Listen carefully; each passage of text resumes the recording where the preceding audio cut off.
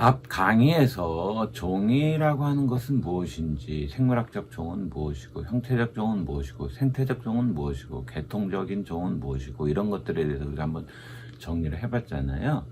그렇다면 통상 진화적 관점에서 바라볼 때에 종들은 어떤 공통 조상으로부터 출발해서 수없이 펼쳐져 나갔다라고 하는 게 아직까지는 정설로 되어 있습니다. 이렇게 종들이 여러 갈래로 나뉘는 것을 우리는 종분화라고 얘기를 합니다. 이러한 종분화는 어떤 과정을 거쳐서 생겼을까를 우리가 두 가지 관점에서 생각을 해봐야 될 텐데요. 그 중에 하나는 물리적인 어떤 경리에 의해서, 즉 지리적인 경리라든가 이런 것들에 의해서 종이 분화가 되는 과정. 그 중에 하나가 바로 다른 지역에서 서로 떨어져 살다 보니까 분화가 되었다. 그거를 이소 종분화 혹은 이지역성 종분화 이렇게 얘기합니다. 그래서 이지역성 종분화에 대해서 알아보도록 하겠습니다. 다양한 종, 엄청나게 많은 다양한 종들이 있는데, 그렇다면 이런 다양한 종들은 어떻게 분화가 됐을까? 어떻게 분화가 일어나는가? 정말 지리적으로만 떨어져 있어야 종 분화가 일어나는가? 아니면은 그렇지 않아도 일어나는가? 결론부터 이야기하면 종 분화는 지리적 경리가 있거나 없거나 모두 일어날 수 있다. 지리적 경리가 있거나 없거나 모두 일어날 수 있다.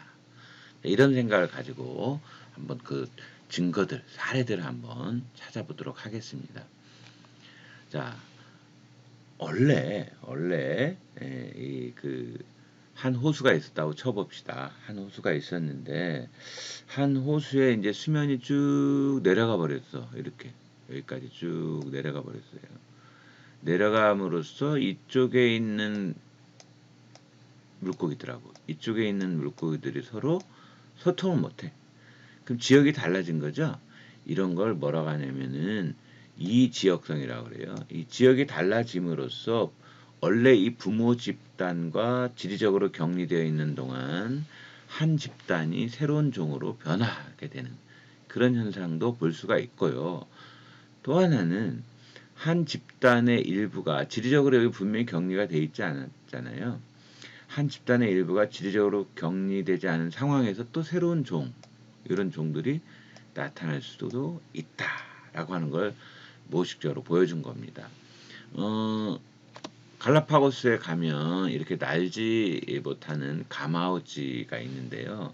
아마도 이 날지 못하는 가마우치는 원래 날아 수가 있었는데 갈라파고스 제도로 이주하면서 날 수 있는 조상종에서 날지 못하는 이런 종으로 이렇게 바뀌지 않았을까? 이런 가능성이 크지 않을까라고 보고 있습니다. 자, 그렇다면은 다른 지역에 떨어져 삶으로써 종분화가 일어난다는 관점과 같은 지역에서 살고 있음에도 불구하고 종분화가 일어난다는 이 두 가지 관점에 대해서 한번 정리해 보도록 하겠습니다. 먼저 다른 지역에서 살고 있음으로써 살고 있는 종분화, 그걸 우리가 이지역성 종분화 이렇게 얘기하는데, 이지역성 종분화에 대해서 먼저 알아보도록 하겠습니다. 몇 가지 사례들 한번 보죠. 자, 이 지역성 종분화에서 가장 중요한 개념은 지리적 격리에 의해서 종분화가 일어난다. 이런 뜻입니다. 지리적 격리가 돼야 다른 지역이잖아요. 그죠? 알로패트릭. 이게 알로가 다르다라는 뜻이잖아요. 다르다라는 뜻의 그리스. 그 다음에 파트라라고 하는 요거는 거주 장소를 뜻하는 그리스에서 나온 말입니다.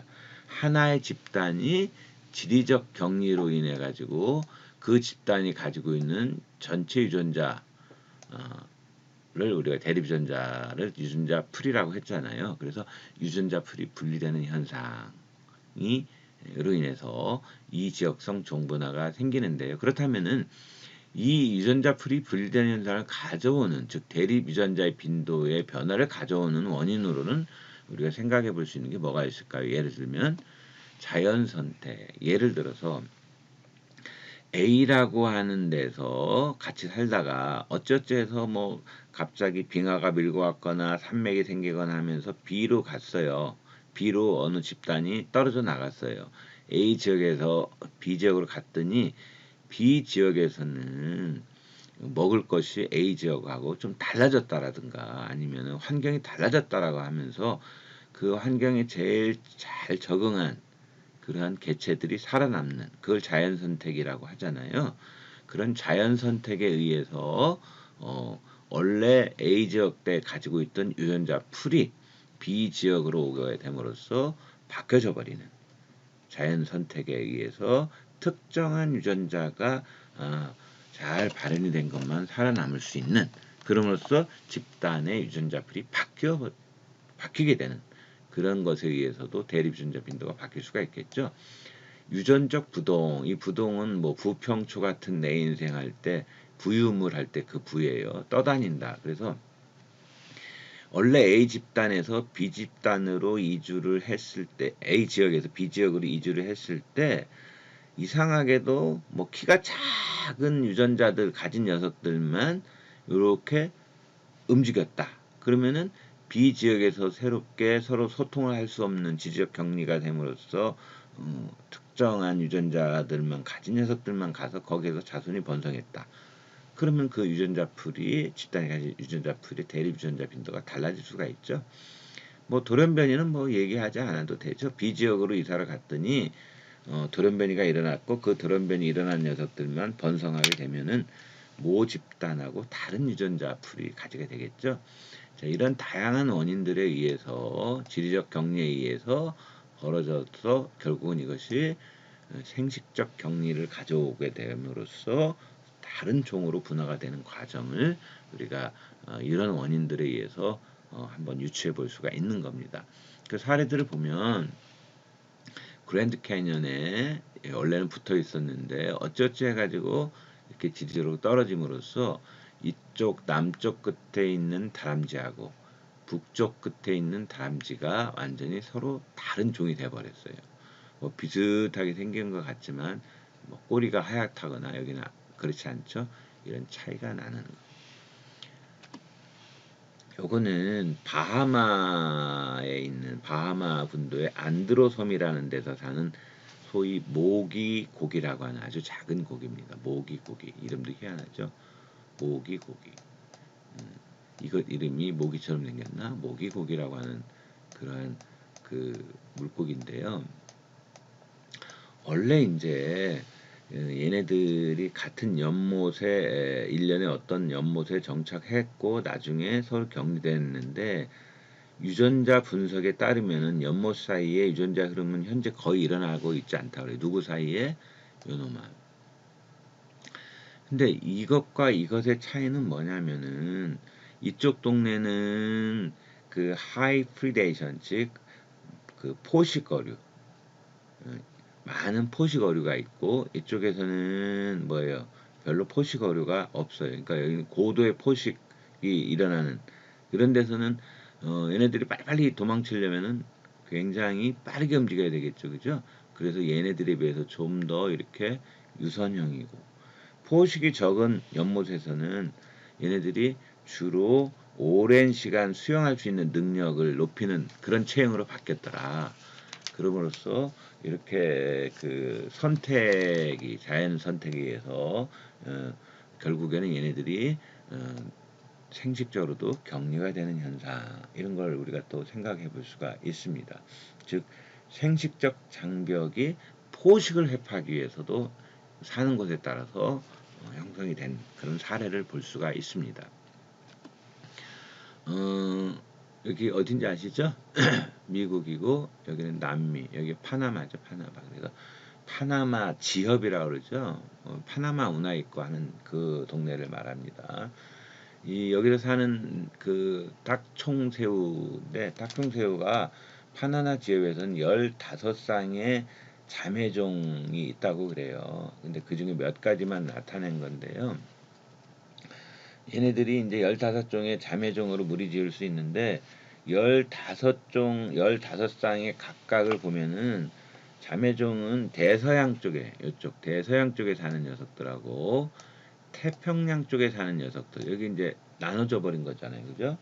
그래서 대서양 쪽에 사는 딱총새우리하고 태평양에 있는 딱총새우 집단에서 유전자 흐름이 원래는 아마도 일어났을 것이다. 그런데 어떻게 해서 이렇게 종 분화가 일어났을까? 지리적 격리에 의해서 이쪽에 태평양 쪽에 사는 녀석들의 생긴 모양이 이런 녀석들이 우점을 하게 됐고, 요거 대서양 쪽에 사는 애들은 이런 모양으로 했을 것이다. 아마도 이런 분기 시간은 이 파나마 지엽이 1000만 년 전에 형성이 되기 시작해서 약 300만 년 전에 완전히 닫혔대요. 그러니까 300만 년 전에 닫힘으로써 이러한 일이 벌어진 거죠. 즉, 이 지역성 종분화는 장벽에 의해서 이렇게 지리적 장벽에 의해서 격리된 이런 것들은 뭐 세계 곳곳에서 찾아볼 수가 있습니다. 이런 경우도 있습니다. 이제 개체군들이 서로 나눠짐에 따라서 생식적 장벽이 생긴 경우를 우리가 봤잖아요. 그러면 이 생식적 장벽이 일어나는 거를 뭐 긴 시간이니까 추론인데 이것이 짧은 시간 안에 우리가 그 실험적으로 한번 알아보는 그런 것들을 과학자들이 해봤어요. 한 사리가 굉장히 짧은 것 중에 초파리라고 하는 그러한 그 뭐야 생물이 있는데요. 초파리 연구에서 노벨상을 받은 사람이 참 많아요. 유전학이라든가 이런 거. 그래서 초파리에서 생식적 장벽이 어떻게 일어나는가를 보여주는 실험을 이제 얘기를 할 텐데요. 자, 일단은 격리됐단 말이에요. 지리적으로. 그럼 격리된 개체군의 환경에는 먹는 것도 달라질 수 있죠. 때로는 꽃가루를 매게 하는 그러한 것들이 바뀔 수가 있겠죠. 또는 다른 약탈자가 있을 수 있겠죠. 그러니까 환경이 바뀜으로써 생식적 장벽이 일어날 수 있는 그러한 몇 가지 예를 여기서 얘기한 겁니다. 그래서 그걸 실험적으로 한 게 먹이가 그러니까 달라진 식량원에 대한 얘기죠. 다른 먹이에 적응하려는 초파리 개체군에서의 생식적 격리를 실험적으로 증명했어요. 그 사례를 한번 볼까요? 원래 이제 녹말에서만 초파리는 이렇게 있다가 이거를 나눴어요. 그래서 녹말에서만 키워봤어요. 또 한 집단은 메가당, 엿당이라고 그러죠. 이당류, 포도당 두 분자가 모여 있는 거. 녹말은 포도당이 많은 분자들이 모여 있는 거고 이렇게 따로 키워가지고 한번 교배를 시켜봤더니 녹말에서 키운 애들은 녹말의 수컷과 녹말의 암컷, 그 다음에 메가당, 엿당에서 키운 애들은 얘네들끼리만 서로 교배를 하는 경향이 있더라. 그래서 먹는 거, 식량원이 달라짐으로써 이렇게 얘네들이 서로 다른 종으로 바뀔 수도 있구나. 대죽은 세어봤죠. 여기서는 큰 차이가 없잖아요. 통계적으로. 그죠? 여기는 이렇게 확연한 차이가 있죠. 그래서 식량원에 따라서도 이렇게 종이 바뀔 수도 있구나. 라고 하는 것을 우리가 알 수가 있었습니다.